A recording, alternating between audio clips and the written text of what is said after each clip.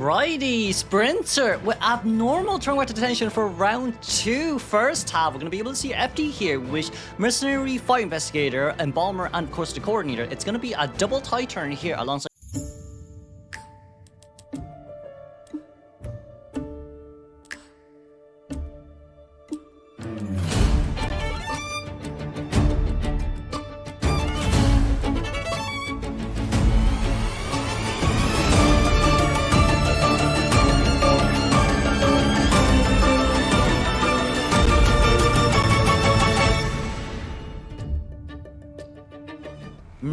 No. Sprinter, who are we going to go for first? It's going to be Kuga here once again as the first chase potential. But Kuga is a little bit too close for comfort here, but that's also okay too. That's going to be the first jetpack, that's going to be the first airbag out of this area at Sprinter here. Catching up here might take a little bit more time, but that's going to be knee-jerk reflex out of the area here first, as Kuga is directly in towards the face of this Opera, which is unfortunate, but that's still okay. We will take the hit there though, however, as we decide to actually take back that airbag for some odd reason. And right now, it's not the best early game.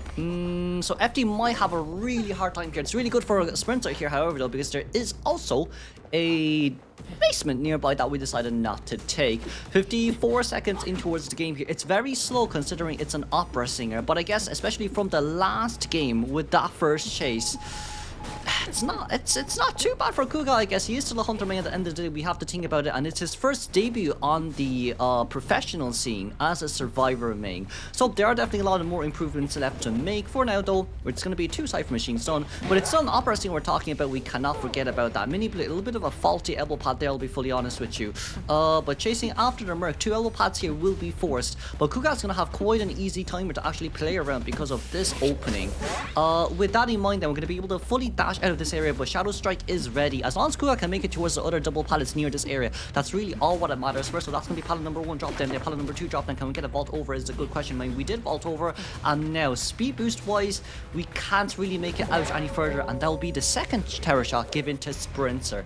Sprinter right now, a very good early game here, very good early game here, and with that, Cordy is nearby. We still do have that Embalmer too for the coffin, but I just feel like right around now Shadow will be found out instantly, which is very unfortunate. But from the looks of it, Spencer might just go for the instant forced rescue if that's the case. We can definitely gun here if we want to, and that's going to be an instant gun as we make it a little bit closely towards the chair. From the side of Cordy here, she doesn't have borrowed time, which, well, not borrowed time, she doesn't have Titan, which is the unfortunate part, but a no damage rescue for the side of Kuga is always the better side of it all. We're going to go over to hit Cordy here first, as Kuga will be able to take the knee-jerk reflex out of this area.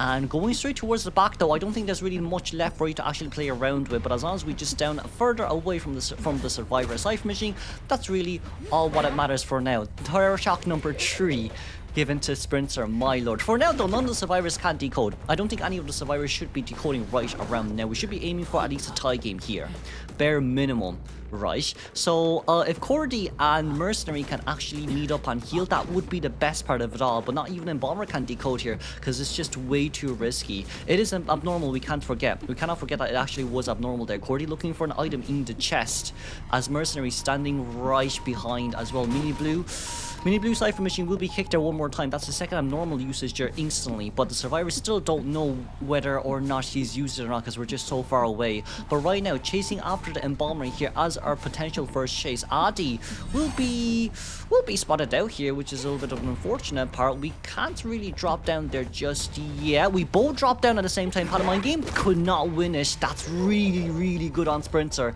And with this, I would say Rival's 4-man elimination game is definitely very doable right now. Everyone currently injured. Mini Blue on the other hand.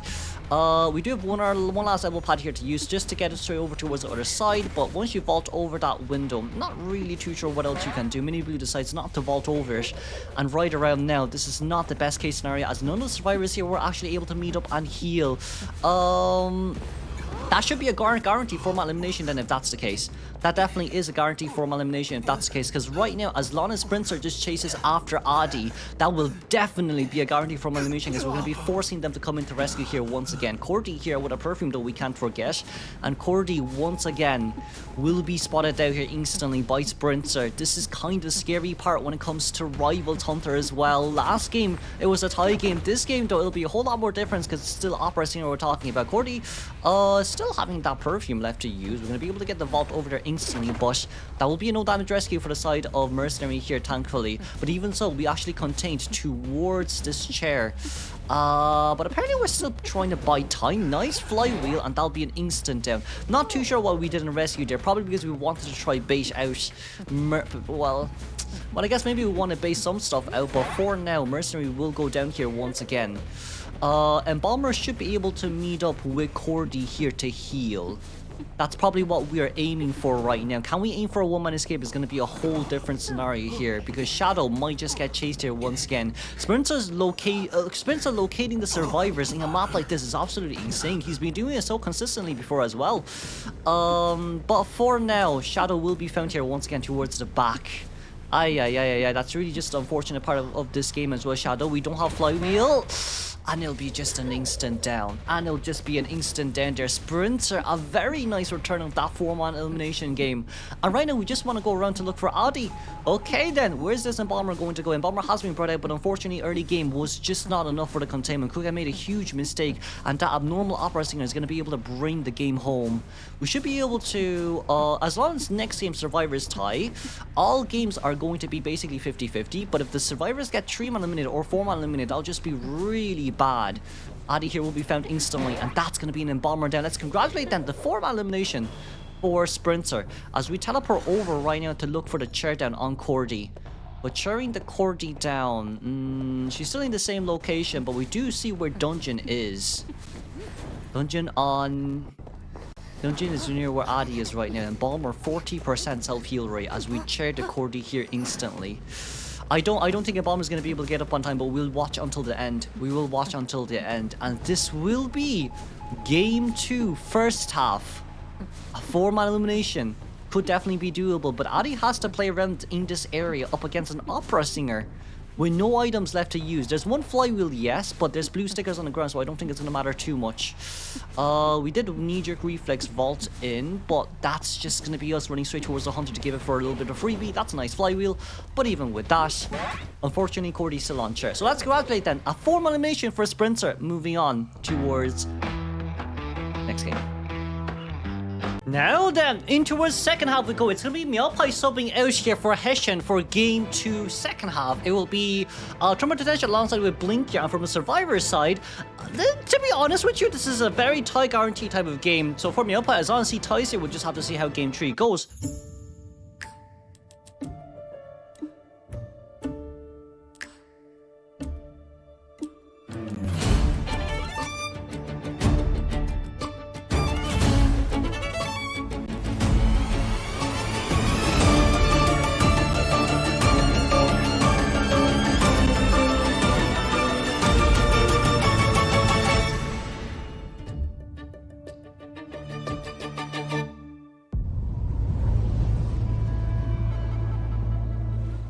Directly in the game we go. Meowpie, let's see what we can actually do here. It's up against a prisoner, by the way, though, so the Cypher Rush will be definitely very fast. However, seems like our first chase here will be the Psychologist first, as Green is going to be making straight towards that window, and all what it matters here is just the distance pull. That's kind of the difference between last game and this game. However, the catch-up here is still going to be very fast, as that's already going to be the Psycho here caught up instantly. For Psycho here, first it definitely would be plausible, as we didn't win the Paladin Mind game there, unfortunately. Green will be getting that free hit towards the Opera, and as of now we're going to rotate straight towards the back. But even with rotating towards the back, it doesn't really matter too much. You don't really have knee-jerk reflex ready anymore on the side of your windows, and for now, for Meowpie, it's all just about those mind games, as we finally got that second hit registered instantly right now. 10 seconds until we have blink ready. For this blink, I'd say it's not too much of an issue here for Meowpie, really. But knee-jerk reflex is ready on the side of green, though. So right now, knee-jerk reflex out of the area. We do Shadow Strike left here to use. We're going to blink open here instantly, and that will be the down. As we do see here, Ingling as the prisoner right in front of us, too. This is a cycle with borrowed time, however, we cannot forget. But right now, Meowpie is going to chair near that prisoner. But Prisoner already pop open the Cypher machine though, so that's unfortunate, but that will just be one free extra hit. And I guess a little bit more time bought for the Survivors to decode from the side of our Fire Investigator too. Unfortunately speaking, well, thankfully because of that, right, chair time was a little bit slower than usual. We're just really gonna have to see how it goes. On that side note too. Yeah. I'm just a little bit worried, more or less, cause the question here being, right, Roland can definitely get the rescue without getting tire shocked, preferably speaking, but the hit there will not register, unfortunately, and right around now, it really is just waiting. We got hit onto his first officer though. Unfortunately speaking, we could not cancel the rescue. But that will be us over the pallet. Green getting hit here once again. 3 Cypher machines are about to be done, and it's a guaranteed tie game. By this point, it's a definite guaranteed tie game. If Meowpie can get a 3-man elimination, that'll be really bad for a rival. But even from the side of rival, I don't think a 3-man elimination is actually doable here, to be honest with you as well. This game though, because of that extra 1 prisoner roaming around, it's buying us so much more time. Schmitty will be the next one to rescue, as he does have that tie turn effect. But Meowpie just has to look for Schmitty, and if that's the case. Let's see here. No, it's okay. It's okay for us to actually rotate around this area, because we need to force a rescue really early, as fast as possible. And that's what Meowpie wants to do. Schmitty, we're going to try to play around the paddock here. We can't really get Paddison because we don't want to give a free no damage block rescue. No body block rescue. That'll be a hit and a normal rescue. And the Cypher machine, doesn't really seem like it's enough for now. Green on this side, that's not a good jetpack. No, what is that airbag? That, might be a little bit of a faulty airbag, but that's okay. Teleport is ready in 13 seconds, so by the time we actually pick up and tear down the cycle, we should be able to get out of the area. Right now, though, first officer is going to be the one in danger. If we can force that pocket watch out, that'll be great, but even just chasing after prisoner would do the best deal too. So we're going to teleport straight towards prisoner right now. Meowpie, we're going to go for it instantly, as right around now, prisoner is currently upstairs. We're going to destroy the connection here first. 3-man elimination game is... 3-man elimination game is definitely very doable right now. 2 survivors, no borrow time. 2 survivors, no borrow time. We cannot forget about that, as prisoner is trying to rotate away from this area as soon as possible. We do have a flywheel here left to use still though. Electrocution, that's a very nice electrocution. Very nice control of the range. And right around now, a really long stun too. Wow. But we're not willing to chase after Fire Investigator. We are willing to chase after Fire Investigator. Fire Investigator is also 1 hit down, so that's fine too. Fire Investigator, no borrow time. No borrowed time. So when any of the 2 survivors do come into rescue, now it kind of just depends on, you know, hey, what we should do right for the end game. For end game, we're waiting until our teleport is ready. That's what Meowpie is doing right now. It's not Meowpie who doesn't know what he's doing. It's he's waiting. He's waiting patiently. That's a nice flywheel, but it's an opera stinger still at the end of the day we're talking about. That will finally be the hit there registered. As no one on the other side. No, we're gonna shadow dance back here first. Roland will be spotted out. Roland will be spotted out. Okay, that's a... I'm just thinking first officer right now. What can we actually do in this area? We could potentially speaking get first officer down, but if that's the case, we need to pop on the Cypher machine instantly. That's why he has to use his pocket watch right now. Meowpie, can we predict? We're not predicting anymore. Are we predicting? We are going back here instantly, as the other Cypher machine is currently being rushed as well. We heard the connection from prisoner, and that will be Cypher machine here disconnected one more time, as Ingling will have to get out of this area as soon as he can. But electrocution is not ready just yet. We do have shadow dance there left to use as well. Oh, nice! Shadow dance over, and that's going to be an instant hit down. That's good. And with this in mind, then Cypher machine is definitely going to be prime from the side of first officer. However, we are near one of the exit gates, and that's a Fire Investigator who has to come in to rescue. But first officer decides to pop open here. Instead, we're going to aim for a 1-man escape. 1-man escape here isn't bad. Meowpie did realize this too. We're going to be able to find 5 of our escape. Oh, wait a second. This is going to be a formal elimination. If we're not careful. Hold on a second. We need to get this done ASAP. We need to get that pallet dropped on ASAP now for Roland. We've only 1 item here left to use, but that item is going to be disappearing right around now. We should be able to dash over here instantly. And that will be Roland going down here too. 2. Schmitty will be going in for the rescue here as soon as he can. We're going to teleport over here first as we don't see anyone nearby. Okay, then if that's the case, we're going to shadow dance back here straight towards the chair once again. And Schmitty, can we make it on time? Yes, we definitely can make it on time. But if that's the case, that will be 2 survivors down on the ground. Schmitty, we made it, but it's right in front of the face of a Meowpie. Meowpie playing mind games. Didn't get anything over it right. Just down, and that's going to be Schmitty here trying to open that gate. We should chair first. No, we're not going to chair first. We're going to try to get as much down here as possible. 3 mission is definitely very doable here, but we do have a jetpack here left to use. We're going to get out of this area here instantly as right around, and that will be the pallet drop down. Can we shadow dance back? No, we can't, so we have to. What? Slow vault. Okay, we need to go back for Ingling. We need to go back for Ingling. We do need to go out for Ingling here no matter what. And that's a 3-man elimination. No way. That's a 3-man elimination. What? If that's the case, the thing is, I can see why we want to go for it, but the gate will be opened. The gate will be open. We're gonna shadow dance back then for Schmitty. I feel like we can chair here, don't know.